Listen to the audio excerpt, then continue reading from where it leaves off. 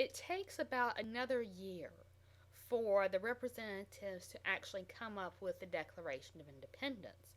Because what you have to understand is these individuals who are meeting at the convention, who are going to write this document, who are going to sign it, they are committing treason. And this is very, very scary because if this does not work out for the colonists, if Great Britain does not let them leave the British Commonwealth, they are going to be put on trial and most likely sentenced to death. And also, there's a lot of miscommunication that's going on at this time, or a lot of lack of communication. There are definitely representatives from all the individual colonies, but for the most part, these individuals don't have a lot of guidance from their home colonies on how they're supposed to be voting or exactly what people are thinking. So, this really does take quite a bit of time. But after a great deal of discussion, after an awareness that Britain is not going to really back down in terms of the taxation, an awareness of the fact that the British Army is not going to be leaving, particularly after these military altercations, the colonies do agree to pass the Declaration of Independence, where John Locke is used very, very liberally. And Jefferson, and remember, there are actually several drafts of this. He's using those Enlightenment values, the idea of life, liberty, property, and equality. Now, the other thing that's also used, or part of the Declaration of Independence, is a list of grievances against the king and the fact that the colonists are now declaring war. It's an interesting factor in why they're actually declaring this against the king. Now, the kings, after the signing of the constitutional rights from William and Mary, they don't have a lot of direct influence in the government anymore. And so, insofar as the fact that they're not really controlling Parliament, they're not really seated in Parliament, they can certainly suggest laws or suggest policies they would like to see, but it's Parliament who's going to have to do all that. Because of that, if the American colonies do win, or when all is said and done, it's Parliament that the colonies have to negotiate with in terms of the separation, in terms of the peace treaties. So they don't want to offend Parliament too much early on. Much better to pin all the blame on George III, regardless of the fact of how much influence he really had. Now, so let's stack up what we have in terms of the Revolutionary War. So we have Great Britain on one hand and America on the other. So, what's working out in Great Britain's favor? First of all, they have a strong central government. Granted, communication is a little bit slow in that area, but the parliamentary system has been working for several hundred years. They also have a trained army, another fact that the colonies do not have. They just have regional militias that have to do with a town or a county or a village. And generally, those militias only want to fight in their particular area. They also have a strong navy, again, something that the Americas do not have. So there's a great way of sending troops back over, of sending supplies, and also bottling up American trade. And again, there's a loyalist population within the Americas. Not all of the American colonists do actually support the revolution.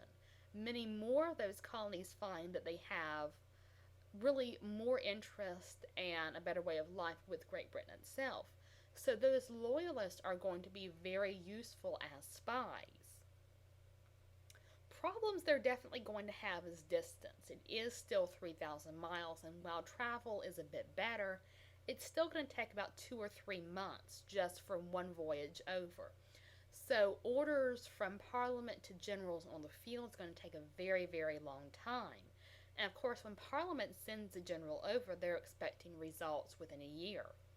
Britain's actually going to go through a successive number of generals who are basically sent out for a couple of years, they don't get anything done, or they don't get the results that Parliament wanted, they're called back, put on trial, and someone else is sent out. So this is going to be an issue. There's also other priorities in the British government, or in Great Britain's politics as well, particularly Ireland. There's another Irish rebellion against English rule.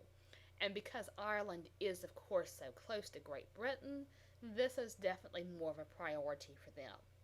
So, what has America got? Well, first of all, they do have a military leader, a strong military leader that they're going to have for the entire Revolutionary War, and this is going to be George Washington. Not only does he have good strategy, but he's also considered to be very calm, very collected, and gentleman, and yet he's out there suffering with his troops. So he's going to do his best to really try and muster up a continental army, an army that's going to travel to location to location. They're going to try and work with the colonial militias. There are also different military tactics they're going to be using. Now, the militias, although they train a little bit in the European style, although the Continental Army will be trained in the European style, they don't have much experience with this. Their common enemy in the Americas are the Indians. And for the most part, they had to learn Indian guerrilla tactics in order to fight and in order to survive. Because the British Army is not used to this, because they are not trained in this, it's actually good for the Americans to use this because they're not really going to last very much at a sustained face to face battle. So, if they can use a little guerrilla warfare like Francis Marion in the Carolinas, in the swamplands, sort of picking off at British troops, it's going to cause a huge amount of loss of morale for the British troops and sort of get a little gains for the Americans. So, this is actually going to work out for them.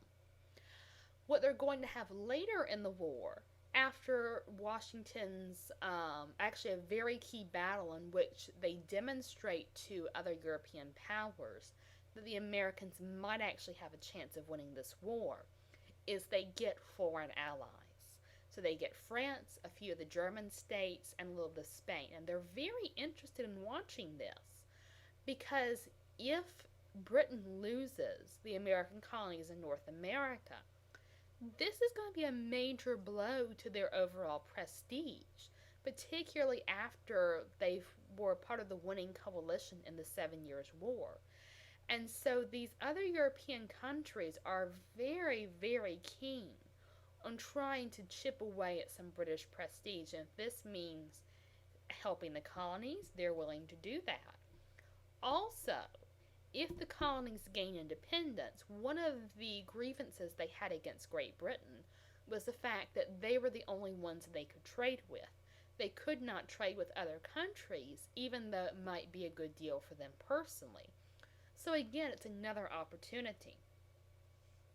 So France is going to send, of course, the Marquis de Lafayette military training. There's going to be some of the German states like Prussia who are also going to send over a few generals, a few colonels, try and train up the American troops.